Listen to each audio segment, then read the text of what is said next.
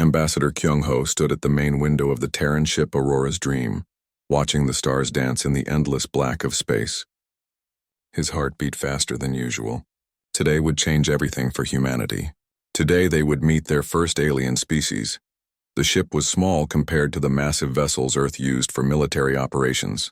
It looked peaceful, designed for exploration and science rather than war. Clean white walls lined the corridors, and the crew quarters felt more like a research station than a warship.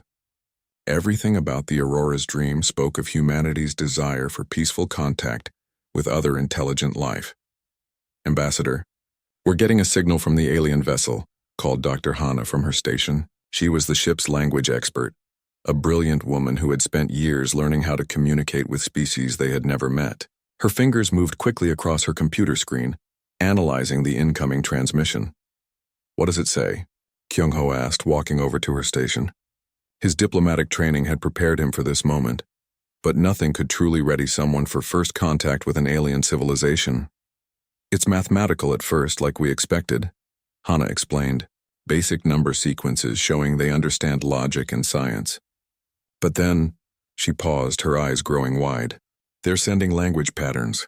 Ambassador, I think they already know how to speak to us." Wu Jin, the cultural specialist, looked up from his own computer. He had been studying everything humanity knew about alien contact protocols. "That's impossible. How could they know our languages?" Before anyone could answer, the alien ship appeared on their main screen. It was beautiful in a way that took Kyung-ho's breath away. The vessel looked like it had been grown rather than built, with smooth curves that flowed like water frozen in time. Soft blue lights pulsed along its surface in patterns that seemed almost like breathing. "They're much larger than us," noted Captain Dongwu from the bridge. He was a quiet man who rarely spoke unless necessary, but his presence made everyone feel safer.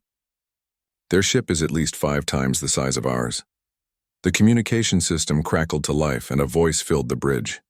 It spoke in perfect, if slightly accented, English. "Greetings, children of Earth. We are the Veltharian Empire. We come in peace and friendship. May we speak with your leaders?" Kyung-ho felt a chill run down his spine. The voice was melodious and warm, but something about calling them children of Earth felt strange. He pushed the feeling aside. This was humanity's greatest moment. "This is Ambassador Kyung-ho of the Terran Federation," he replied into the communication system. "We welcome you with open hearts and minds. We have dreamed of this day for generations." "As have we, young ambassador," the alien voice responded.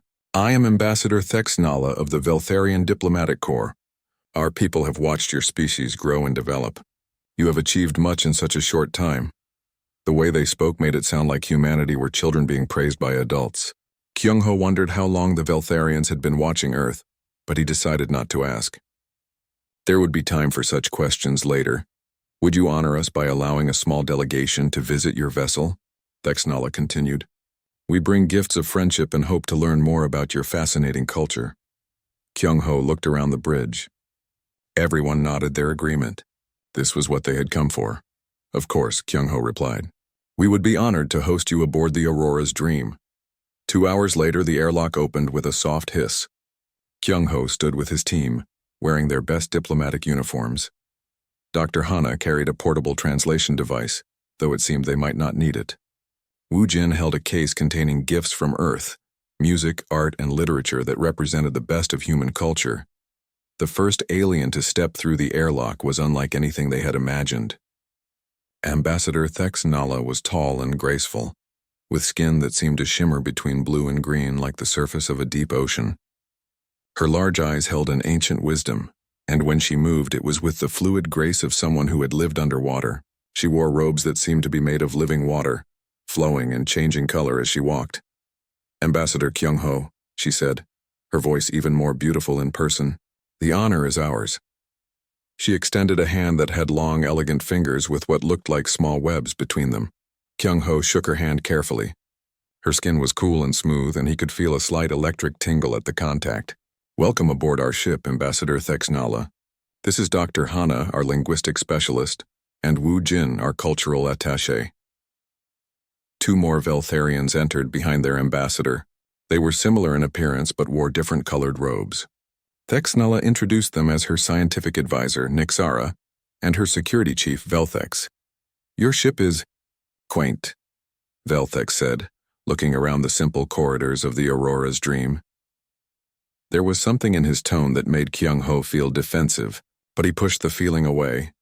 We designed it for peaceful exploration, Kyung-ho explained as he led them toward the main conference room. Our people believe that first contact should be approached with open hands, not closed fists. How wonderfully naive, Texanala said with what sounded like genuine fondness. Your species maintains such beautiful idealism. It reminds us of ourselves when we were younger. Again, that feeling of being treated like children. Kyung-ho decided to address it directly. How long have your people been spacefaring, Ambassador? Oh, many thousands of your years, Texanala replied casually.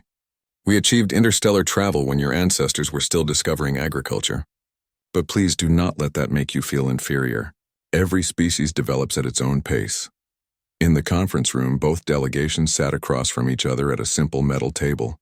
The Veltharians seemed to fill the space with their presence, making the room feel smaller than it actually was.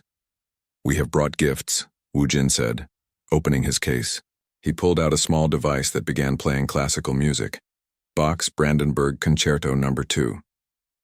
The aliens listened with what appeared to be genuine interest. Beautiful, Nixara commented. Your species has developed art much faster than most.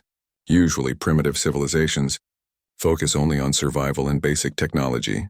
Dr. Hana stiffened at the word primitive, but Kyung-ho placed a gentle hand on her arm. We believe art and culture are just as important as technology, Kyung-ho said diplomatically. Indeed, Texanala agreed. And we have gifts for you as well. She gestured to Velthex, who produced a small sculpture that seemed to be made of living light. It pulsed and flowed in patterns that were hypnotically beautiful. It's incredible, Hana whispered, reaching out to touch it. The sculpture felt warm and seemed to respond to her touch by changing colors. Bioluminescent art is one of our oldest traditions, Texanala explained. This piece will live for approximately 50 of your years, creating new patterns each day. For the next several hours, they exchanged information about their respective cultures. The Veltharians spoke of their vast empire, which stretched across dozens of star systems. They described themselves as peaceful beings who preferred diplomacy to conflict. We have helped many younger species join the galactic community, Texanala explained. It brings us great joy to guide civilizations as they take their first steps among the stars. What does joining the galactic community involve? Kyung-ho asked. Oh, it's quite simple, Velthex answered. We provide protection, technology, and guidance. In return, species contribute their unique strengths to the Empire. Everyone benefits. Something about the way he said contribute made Wu Jin look uncomfortable. But before he could ask for clarification, Texanala continued. But we're getting ahead of ourselves, she said with a musical laugh. First, we must learn if our peoples are compatible. Tell us about your homeworld. Kyung-ho spent the next hour describing Earth, its diverse climates, the billions of humans who called it home, and the democratic government that had finally united the planet under one peaceful federation. Fascinating, Nixara said, taking notes on a device that looked like it was made of liquid crystal. Your population density is quite high for such a young species, and you've achieved global unity without outside assistance. Most impressive. What about your military capabilities?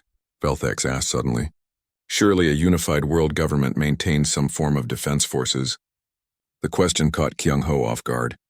Well, yes, we have security forces to maintain peace, but we've moved beyond the need for large military forces. Most of our conflicts are resolved through diplomacy now. How refreshing, Texanala said. A truly peaceful species.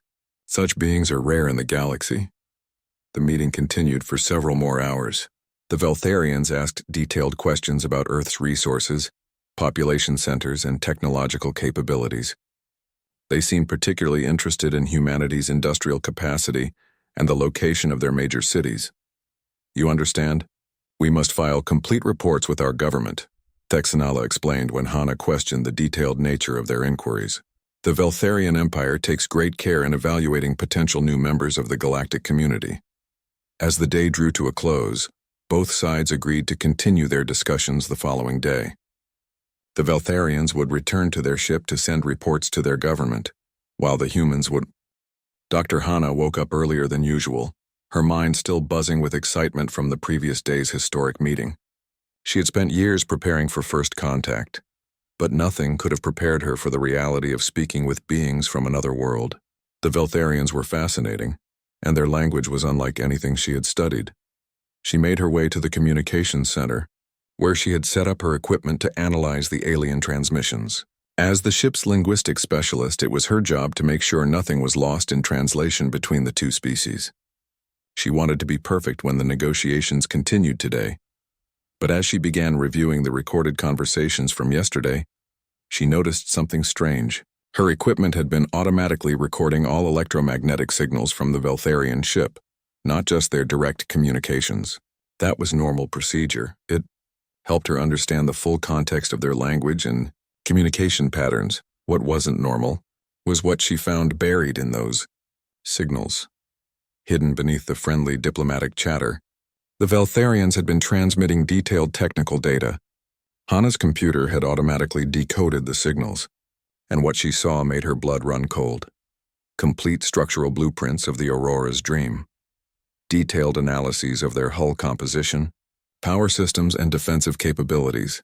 Most disturbing of all, comprehensive tactical assessments that labeled human technology as primitive but adequate for forced integration protocols.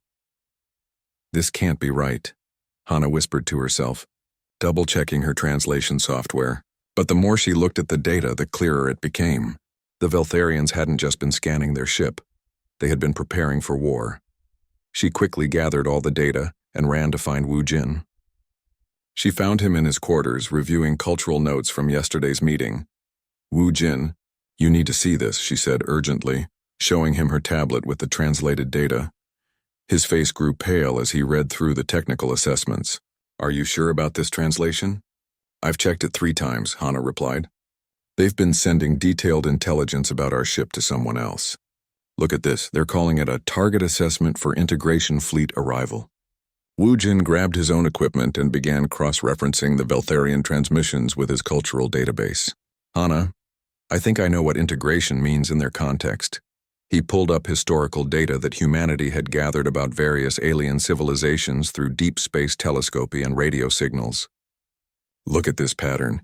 17 different star systems that were once home to independent civilizations. All of them sent out distress signals over the past 200 years and then nothing. You think the Veltharians conquered them? Not conquered, Wu Jin said grimly. Integrated. Look at this communication I intercepted last night. He played an audio file that had been buried in the Veltharian data stream. The voices were speaking in their own language, but Wu Jin had managed to translate it. Subject species shows typical primitive development patterns. Population density optimal for labor integration. Minimal defensive capabilities detected. Recommend standard pacification protocols upon fleet arrival. Hana felt sick. They're talking about humanity like we're livestock. It gets worse, Wu Jin continued. I found references to their integration process. They arrive with a small diplomatic vessel, assess the target civilization's capabilities, and then a massive fleet arrives to force the species into their empire. The conquered civilizations become slave labor for Veltharian expansion. We have to tell Ambassador Kyung-ho immediately, Hana said. But Wu Jin grabbed her arm. Wait, there's more. He pulled up another transmission. According to this, their integration fleet is already on its way. 47 warships arriving in less than 24 hours. Both of them stared at the data in horror. Yesterday's peaceful first contact had been nothing more than a scouting mission for an invasion force. They found Kyung-ho in the observation lounge, preparing notes for today's diplomatic session. When they showed him the evidence, his face went through a series of emotions: disbelief, anger, and finally a terrible understanding. They've been planning to enslave humanity from the beginning, he said quietly. All that talk about guidance and joining the galactic community, it was all lies, Wu Jin finished. Every word of it. Kyung-ho stood up and began pacing. We need to contact Earth immediately. Get word to the fleet. I already tried, Hana said. They're jamming our long-range communications. We can't get a message out past the local system. The 3 of them sat in stunned silence for a moment, processing the enormity of their situation. They were alone in space with a ship full of friendly aliens who planned to help conquer their entire species. What about the other ships in our diplomatic convoy? Kyung-ho asked suddenly. What other ships? Wu Jin replied, confused. Surely Earth didn't send just one ship for first contact. That would be incredibly dangerous, Dr. Hana shook her head. The Aurora's Dream was the only diplomatic vessel dispatched. Earth wanted to appear peaceful and non-threatening. Captain Dongwu's voice came over the ship's communication system. Ambassador Kyung-ho, please report to the bridge immediately. When they arrived on the bridge, they found Dongwu staring at his tactical display with a grim expression. Captain, we need to discuss the Veltharian threat, Kyung-ho began, but Dongwu held up a hand. I know about their real intentions, he said quietly. I've been monitoring their communications since they arrived. You knew? Hana asked, shocked. I suspected, Dongwu replied. Their scanning patterns were too aggressive for a peaceful diplomatic mission. I've been preparing for the possibility that this was a trap. Preparing how? Kyung-ho demanded. This is an exploration ship. We have no weapons, no defenses against a fleet of warships. Dongwu was quiet for a long moment. Then he walked over to a control panel that Kyung-ho had never paid much attention to before. The captain's fingers moved across hidden switches and suddenly the bridge came alive with new displays and systems. Captain, Wu Jin said slowly. What exactly is the Aurora's Dream? Before Dongwu could answer, they were interrupted by an incoming transmission from the Veltharian ship. Ambassador Thexnala's face appeared on the main screen, and she looked just as friendly as she had the day before. Good morning, Ambassador Kyung-ho, she said with her musical voice. Are you ready to continue our productive discussions? Kyung-ho forced himself to smile and act normal. Of course, Ambassador Thexnala. We're looking forward to learning more about the Veltharian Empire. Excellent. Today we would like to discuss the practical aspects of your species' integration into our civilization. There are certain protocols that must be followed. The word integration made Kyung-ho's skin crawl, but he kept his voice steady. What kind of protocols? Oh, simple things, Thexnala replied.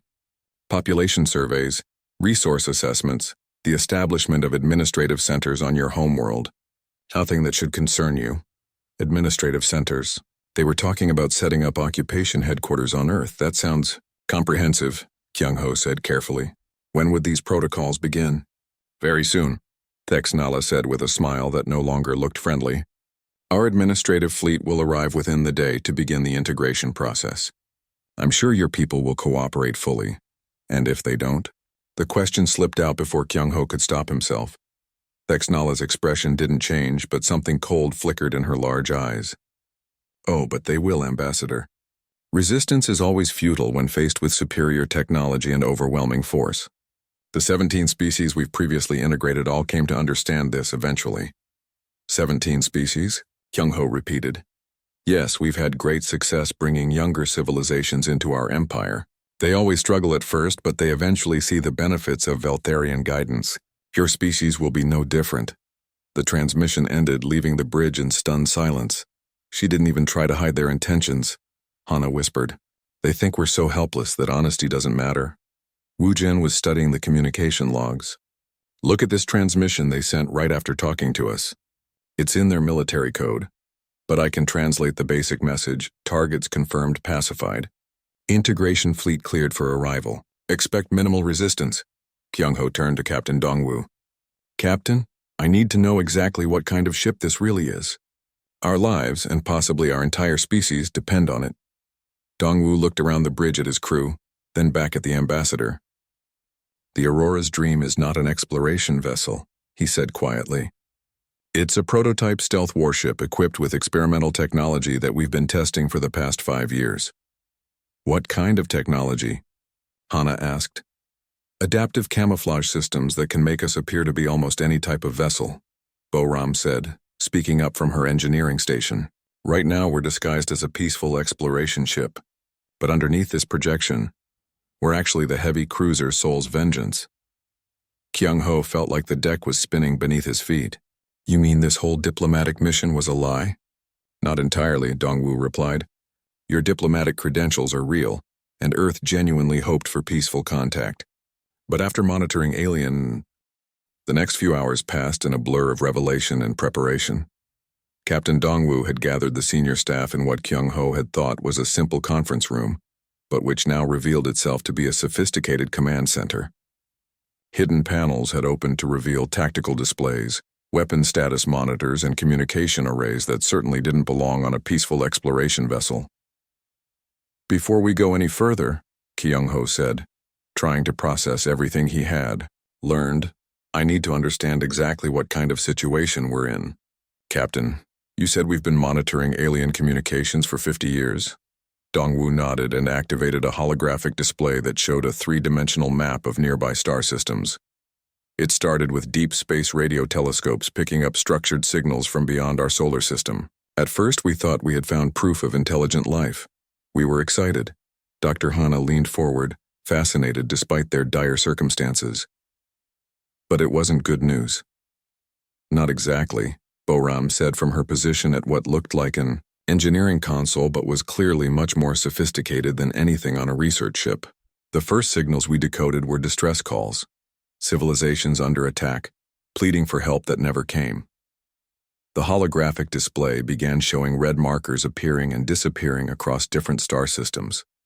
Each red dot represented a civilization that had gone silent after sending out desperate communications. "We tracked the pattern of expansion and realized it was moving toward Earth," Dongwoo continued. "The attacks weren't random. They followed trade routes and targeted specific types of planets. Worlds with large populations, abundant resources, and developing technology. Worlds like Earth," Woojin said quietly. "Exactly like Earth," the captain confirmed. "So our governments began preparing. We accelerated our space program, developed new technologies, and started building ships designed for war rather than exploration." Kyung-ho stood up and walked over to one of the tactical displays. It showed detailed specifications for weapon systems that were definitely not standard equipment for diplomatic missions. "How long have you all known about this?" he asked. "The crew has known from the beginning," Dongwoo replied, "but we hoped we were wrong. We genuinely wanted peaceful contact to work." "That's why your diplomatic credentials are real," Boram added. "If the aliens had been peaceful, you would have conducted legitimate negotiations. The deception was only in our ship's true capabilities." A new voice spoke from across the room. "And we're not the only ones with hidden capabilities." Everyone turned to see Lieutenant Ji-ho, who had been monitoring the ship's sensors. Kyung-ho had barely noticed the quiet young officer during the diplomatic meetings, but now Ji-ho was working at a station that looked like it belonged on a military starship. "What do you mean?" Kyung-ho asked. Ji-ho manipulated the display and the view of nearby space changed dramatically. "These are our passive sensors, designed to detect ships even when they're trying to hide." 3 new contacts appeared on the screen, positioned around their location. "We're not alone out here." Dongwoo smiled for the first time since the crisis began.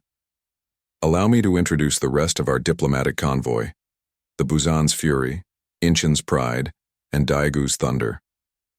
3 more ships?" Hana asked. "But we never saw them." "They've been cloaked since we entered this system," Boram explained. "Same adaptive camouflage technology we're using, but they're projecting the appearance of empty space rather than a specific ship type." Kyung-ho felt a mixture of relief and betrayal. "So Earth sent 4 warships disguised as a single diplomatic vessel." "We sent 4 ships prepared for any possibility," Dongwoo corrected. "Each one crewed by people who genuinely hoped this would be a peaceful mission." Lieutenant Ye Jin, the navigation specialist, looked up from her station. "Captain, we're receiving encoded transmissions from the other ships. They've detected the incoming Veltharian fleet." "How long until they arrive?" Dongwoo asked. 18 hours and 43 minutes, Ye Jin replied. "The fleet consists of 47 vessels ranging from cruiser class to what appears to be a massive dreadnought." Woojin was studying the tactical data. "Those are terrible odds. 4 ships against 47? "Not necessarily," Boram said with a grin that made her look younger than her years. "Remember, they think they're facing one helpless exploration ship. They're not expecting a fight. And our ships are designed specifically to fight Veltharian vessels," Dongwoo added. "Every weapon system, every defensive measure, every tactical program has been developed based on 50 years of studying their technology." The captain activated another display that showed detailed analyses of Veltharian ship designs. "We've intercepted their communications, studied wreckage from their scout ships, and even captured a few of their smaller vessels over the years. Captured? Kyung-ho asked. The Veltharians have been sending scouts to Earth's solar system for decades, Ji-ho explained. Most of the time, they stayed at the edge of the system and just observed, but sometimes they got careless. We have 3 intact Veltharian scout ships in secret facilities on Earth, Boram said. Everything we know about their technology comes from reverse engineering those vessels. Dr. Hana was looking through the captured communication intercepts. Wait, if we've known about them for so long, why didn't Earth warn the other civilizations? They were attacking. The room fell silent for a moment. Finally, Dong-Wu answered. We tried. But by the time we developed technology capable of interstellar communication, most of the civilizations in this region had already been conquered. The few we could reach, well, they thought we were lying or trying to trick them. The galaxy is a dangerous place, Wu Jin said quietly. Species don't trust warnings from unknown aliens. Which is exactly why the Veltharians' diplomatic approach is so effective, Dong-Wu continued. They appear peaceful and friendly until it's too late. Lieutenant Ji-ho interrupted their conversation. Captain, we're receiving a transmission from Ambassador Thex Nala. She wants to continue negotiations. Put her through, Dong-Wu ordered. But remember, everyone, as far as she knows, we're still a helpless exploration ship with a naive crew. Thex Nala's image appeared on the main screen, looking as gracious and friendly as ever. Ambassador Kyung-ho, I hope you slept well. Today we will discuss the final details of your species' integration into our empire. Kyung-ho forced himself to smile. Of course, Ambassador. We're eager to learn more about this process. Excellent, Thex Nala replied. First, we will need detailed population surveys of your major cities. This will help us determine the most efficient placement of administrative centers. Administrative centers for what purpose? Kyung-ho asked, trying to sound curious rather than horrified. To manage your people naturally, Thex Nala said, as if it were obvious. Large populations require careful organization to maximize productivity. Don't worry, the Veltharian Empire has perfected these techniques over many centuries. And what will our people be producing? Whatever the Empire requires, she replied cheerfully. Some will work in manufacturing, others in resource extraction, and the most intelligent will serve in research and development roles. Everyone will have a purpose. Kyung-ho felt sick hearing her describe the enslavement of humanity as if it were a gift. What about our governments? Our leaders? Oh, they'll be replaced with more efficient Veltharian administrators, Thex Nala said with a wave of her hand. Local leaders always cause unnecessary complications. It's much simpler to manage populations directly. I see, Kyung-ho managed. And when will this integration begin? Very soon, Thex Nala replied, and for a moment her friendly mask slipped to reveal something predatory underneath. Our integration fleet will arrive within the day. Once they're in position around your homeworld, the transition will proceed smoothly. What if some humans resist these changes? Thex Nala's expression hardened completely. Resistance is always futile, Ambassador. The 17 species we've previously integrated all learned this lesson. Those who cooperate are treated well. Those who resist serve as examples for the others. The transmission ended, leaving the bridge in grim silence. She's not even pretending anymore, Hana observed. Why should she? Wu Jin replied. She thinks we're completely helpless. Dong-Wu turned to his tactical officer. Ji-ho, what's the status of the other ships? All vessels report ready for combat operations, Ji-ho replied. Weapons charged, shields online, cloaking systems functioning perfectly. What about our special cargo? The captain asked Boram. Locked and loaded, she replied with satisfaction. 50 years of preparation is about to pay off. Kyung-ho looked confused. Special cargo? Boram's grin widened. Remember those captured Veltharian scout ships I mentioned? We didn't just study them, we modified them. She activated another display that showed technical specifications for what looked like standard Veltharian vessels. These 3 ships are going to join the integration fleet when it arrives. As far as the Veltharians will know, they're reinforcements from another part of their empire. but they're actually human ships in disguise, piloted by volunteers who've been training for this mission their entire careers, Dongwu confirmed. When the battle begins, the Veltharians will find themselves under attack from their own formation. Lieutenant Yejin looked. 16 hours later, the Veltharian integration fleet emerged from faster-than-light travel at the edge of the star system. Their arrival was impossible to miss. 47 warships of various sizes appeared in perfect formation, their bioluminescent hulls glowing, with the same beautiful blue light as Ambassador Thexnala's diplomatic vessel, Dono. The bridge of what the Veltharians still believed was the exploration ship Aurora's Dream. Captain Dongwu watched the fleet's approach with grim satisfaction. Everything was proceeding exactly as Earth's strategists had predicted. Fleet composition confirmed, Lieutenant Jiho reported from his tactical station.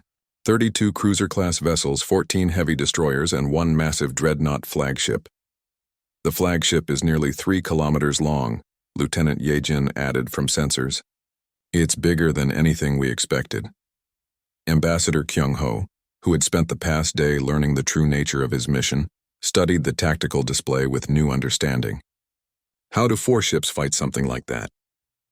Very carefully, Captain Dongwu replied, and with a lot of help. Dr. Hana looked up from her communication station, where she had been monitoring Veltharian transmissions. They're sending signals to Ambassador Thexnala, standard integration protocol messages. They want her to confirm that the human ship is secured and ready for boarding. What's she telling them? Wu Jin asked.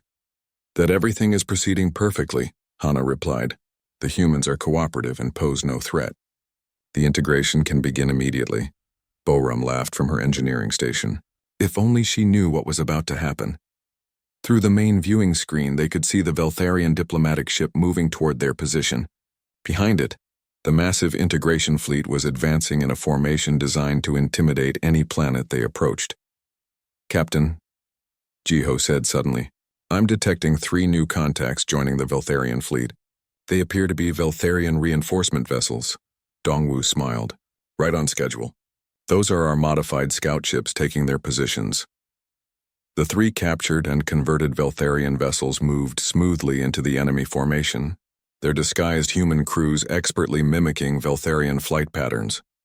To any observer, they appeared to be exactly what they claimed to be, additional ships from another part of the Empire. Amazing, Kyung-ho murmured. They have no idea. The Veltharians are overconfident, Dongwu explained. They've conquered 17 civilizations using the same tactics. They expect every species to react the same way. Ambassador Thexnala's voice filled the bridge as she opened communications. Integration Fleet Commander. This is Diplomatic Vessel Gentle Current. The human vessel is secured and ready for final processing. A new voice responded, deeper and more authoritative than Thexnala's melodious tone. Excellent work, Ambassador. We will begin standard integration protocols immediately. Have the humans prepare for boarding and documentation. Of course, Fleet Commander Zexthul, Thexnala replied. They are completely pacified and eager to cooperate. The transmission ended and Dongwu turned to his crew. Everyone ready? Around the bridge, officers checked their stations one final time. Weapon systems showed green across the board. Shield generators hummed with full power. The other 3 human ships waited in perfect concealment, ready to drop their cloaking at the captain's signal. All stations report ready, Jiho confirmed. Then let's show the Veltharians what humanity is really capable of, Dongwu said. Drop the disguise. Boram's fingers flew across her control panel and the ship shuddered slightly as the adaptive camouflage system deactivated. Outside, the peaceful appearance of the exploration vessel Aurora's Dream flickered and dissolved like a mirage. In its place stood the heavy cruiser Soul's Vengeance, bristling with weapons and armor that had been hidden behind the holographic projection. Particle beam arrays extended from concealed ports. Missile launchers revealed themselves along the ship's flanks. The hull itself shifted from friendly white to aggressive dark gray, marked with the insignia of Earth's Terran Defense Force. On the Veltharian diplomatic ship, alarms began blaring immediately. Impossible. Thexnala's voice crackled over the communication system. Fleet Commander, the human vessel has changed. It's armed. Stay calm, Ambassador, Fleet Commander Zexthul replied, though his voice carried the first hint of uncertainty. One primitive vessel cannot threaten our entire fleet. We will simply destroy it and proceed with integration. Captain Dongwu opened a channel to the Veltharian fleet. When he spoke, his voice carried none of the diplomatic politeness that Ambassador Kyung-ho had used during the negotiations. Fleet Commander Zexthul, this is Captain Dongwu of the Terran Defense Force ship Soul's Vengeance. You are in violation of interstellar law and are ordered to withdraw from this system immediately. Silence filled the communication channel for several seconds. Then Zexthul's laughter echoed across the bridge, deep, mocking, and completely confident. Terran Defense Force? He said with amusement. You cannot be serious. Your species discovered faster than light travel less than 50 years ago. You have no defense force capable of threatening the Veltharian Empire. Sir, Jiho interrupted quietly. The enemy fleet is powering weapons and moving to attack formation. Dongwu nodded. Signal the other ships. Execute Operation Surprise. 3 things happened simultaneously. First, the 3 disguised human ships that had infiltrated the Veltharian formation revealed their true nature. Their Veltharian hulls flickered and dissolved, replaced by the angular, aggressive designs of Earth's newest warships. The Busan's Fury, Inchen's Pride, and Daegu's Thunder appeared in the heart of the enemy fleet, weapons already charging. Second, 3 more ships decloaked around the Veltharian formation, the original positions the human fleet had held while maintaining their concealment. These ships were larger than the infiltrators, heavy cruisers like the Soul's Vengeance, designed specifically for ship-to-ship combat. Third, space itself seemed to come alive with weapons fire as the human ships opened fire with everything they had. The Veltharian fleet, caught completely off guard, tried to respond to the sudden attack, but their formation had been designed for intimidation, not combat. They were spread out and vulnerable, with 3 enemy ships already among them and 3 more attacking from optimal positions. Direct hit on their lead destroyer, Jiho reported with satisfaction. The Busan's Fury caught them completely by surprise. On the tactical display, Kyung-ho watched in amazement as the battle unfolded. The human ships moved with precision and coordination that spoke of years of training for this exact scenario. Their weapons, designed specifically to penetrate Veltharian defenses, tore through enemy shields and armor with devastating efficiency. How is this possible? Texanala's voice came over the communication system, no longer friendly but filled with shock and growing fear. Your species was primitive. You had no military technology. Did you really think we would meet you unprepared? Captain Dongwu replied calmly as he maneuvered the Soul's Vengeance to engage a Veltharian cruiser. Humanity has been studying your empire for 50 years. We know your tactics, your technology, and your weaknesses. The battle was not without cost. Human ships took damage as the Veltharians recovered from their initial shock and began fighting back with the desperation of predators who had suddenly become prey. But the advantage of surprise and superior positioning was telling. Enemy flagship is moving to engage us directly, Ye-jin reported. The dreadnought is massive, sir. I've never seen anything that big.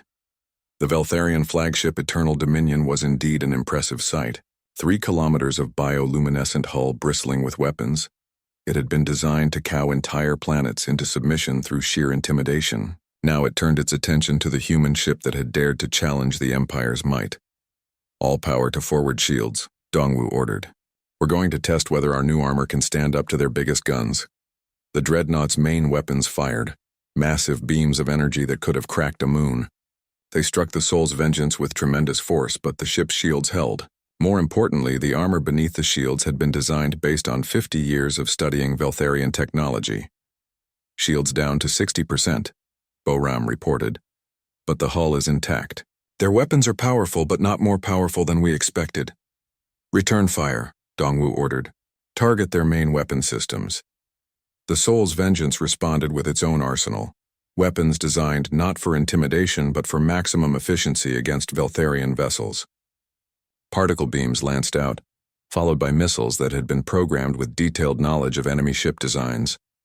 The dreadnought's shields flared and failed under the concentrated assault. Secondary explosions bloomed along its hull as critical systems were destroyed. Impossible, Fleet Commander Zexthul's voice roared over the communication system. No primitive species has ever withstood our integration fleets. You cannot be this advanced. Primitive? Ambassador Kyung-ho spoke up. his diplomatic training finally proving useful in an unexpected way. "Commander, I think you've made a serious error in judgment. Humanity has never been primitive. We've simply been careful." The battle continued to rage around them, but the outcome was becoming clear. 3 hours after the battle ended, Ambassador Thexanala sat across from Ambassador Kyung-ho in the same conference room, where they had first discussed peaceful cooperation between their species. But everything had changed. The room no longer disguised its true nature as a military briefing center, and the Veltharian ambassador no longer held the confident bearing of a superior being dealing with primitives. Her bioluminescent skin had dimmed to a pale gray-green, and her large eyes held a mixture of shock, fear, and something that might have been respect. Captain Dongwu stood behind Kyung-ho, no longer pretending to be a simple ship's captain but clearly the military commander he had always been. 17 civilizations, Kyung-ho said quietly, reviewing the data they had extracted from captured Veltharian computers. 17 species that trusted your promises of peaceful integration. Thexanala said nothing. What could she say? The evidence of her empire's crimes was overwhelming. The Zenthari were the first, Kyung-ho continued, reading from the list. A peaceful species of philosophers and artists. You told them they would be valued members of a galactic community. Instead, you enslaved them and forced them to work in your manufacturing centers until their culture died. The Corvexi came next. Master engineers who had just achieved interstellar travel. You promised them technological advancement in exchange for cooperation. You turned them into a labor force for building your ships. Dr. Hana spoke from her position at the communication station. The pattern is always the same. Diplomatic contact, promises of mutual benefit, then overwhelming force when the integration fleet arrives. It worked for 500 years, Thexanala finally said, her voice barely above a whisper. Every species we encountered followed the same pattern. They were all too weak, too trusting, too naive to resist. But not humanity, Wu Jin observed. No, Thexanala admitted. Not humanity. You were different. Captain Dongwu stepped forward. Ambassador, your empire made a critical error. You assumed that because we appeared primitive, we actually were primitive. You never considered that we might be pretending. How long? She asked. How long have you known about us? 53 years, Bo-Ram answered from her engineering station. Since we first intercepted distress signals from the Zenthari homeworld. Thexanala's skin flickered with surprise. The Zenthari?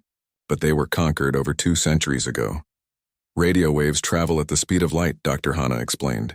Their final transmissions reached Earth in 1972. We heard them screaming for help as your ships destroyed their cities. Impossible. Your species had barely achieved spaceflight then. We had radio telescopes, Kyung-ho said. We were listening to the stars, hoping to find signs of intelligent life. Instead, we found evidence of your empire's expansion. Lieutenant Ji-ho pulled up a holographic display showing radio signal patterns stretching across decades. Once we knew what to look for, we detected distress calls from 16 other civilizations, all of them following the same pattern. Peaceful contact, negotiation, then sudden silence. We realized your empire was expanding toward Earth. Captain Dongwu continued. So we began preparing. Preparing how? Thexanala asked, though she seemed afraid of the answer. We accelerated our technological development, Bo-Ram explained. Focused our research on weapons and defensive systems. When your scout ships started appearing in our outer solar system, we captured a few of them. You captured our scouts? 3 intact vessels over the past 20 years, Dongwu confirmed. Your crews never reported back because they never survived the encounters. We made sure of that.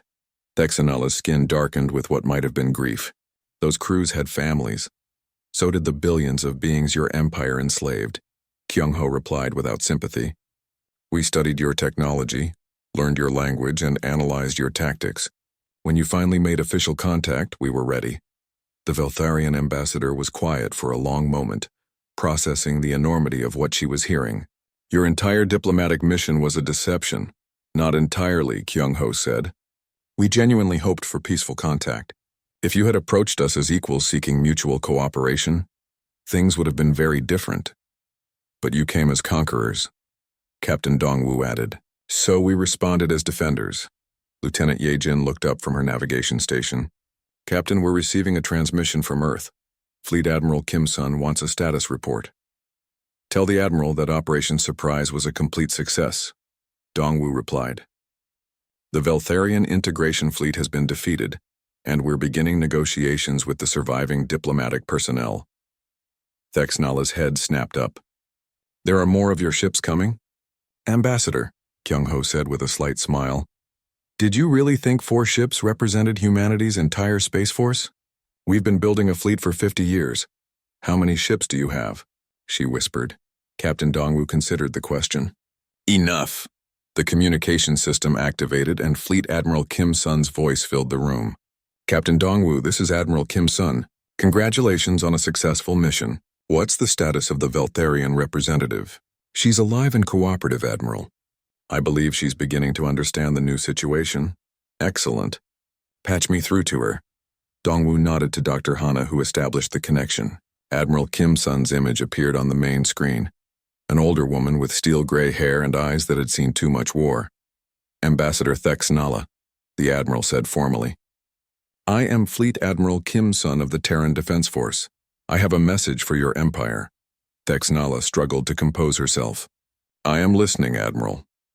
The Terran Federation hereby demands the immediate liberation of all enslaved civilizations under Veltharian control. You will withdraw your forces from the 17 conquered systems and allow those species to reclaim their independence. That's impossible, Thexnala stammered. Our empire spans hundreds of star systems. Our economy depends on those subjugated worlds. Then your empire will need to find a new economic model, Admiral Kim Sun replied coldly, one that doesn't involve slavery. The Veltharian High Council will never agree to such terms.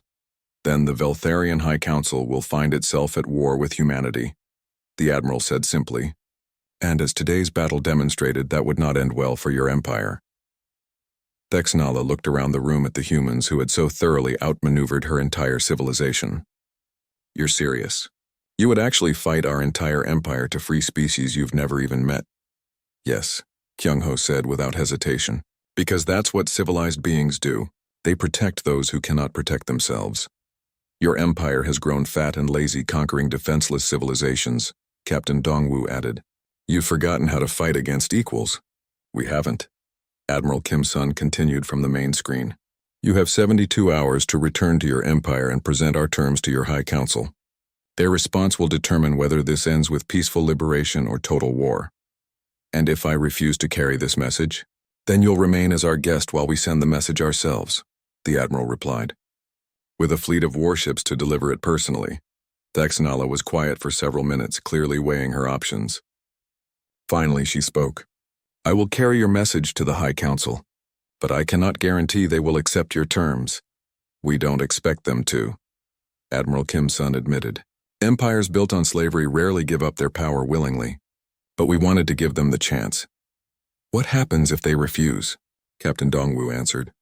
Then humanity goes to war with the Veltharian Empire, and we liberate those enslaved civilizations by force. You cannot defeat our entire empire with just a few ships. Ambassador, Boram said with a grin. How many ships do you think we built during 50 years of preparation? Thexnala's skin paled further as she realized the implications. The 4 ships you faced today were just our diplomatic escort, Lieutenant Jiho added. The real fleet is much larger. Dr. Hana pulled up a star chart showing the positions of human forces throughout the region. We've been positioning ships near every enslaved system for the past 5 years. When the order comes, 17 civilizations will be liberated simultaneously. Impossible, Thexnala whispered. No species develops that quickly. Most species don't have 50 years warning that they're about to be invaded, Kyung-ho pointed out. Most species don't get the chance to prepare. But we did, Captain Dongwu concluded. And we used that time wisely. Admiral Kim Sun's voice drew their attention back to the main screen. Ambassador Thexnala, your ship is free to leave. We've downloaded the complete terms of our demands into your computer systems. Present them to your High Council exactly as written. And if I warn them about your true capabilities, please do, the Admiral replied. In fact, we insist on it. Your empire needs to understand exactly what they're facing. I don't understand, Thexnala said, confused. Why would you want us to know about your strength? Because we want to give you every possible reason to accept our terms peacefully, Kyung-ho explained. War benefits no one. Liberation through negotiation is better for everyone involved. Even for the civilizations you've enslaved, Wu Jin added. A peaceful transition will cause less disruption to their societies. Thexnala stood slowly, her movements careful,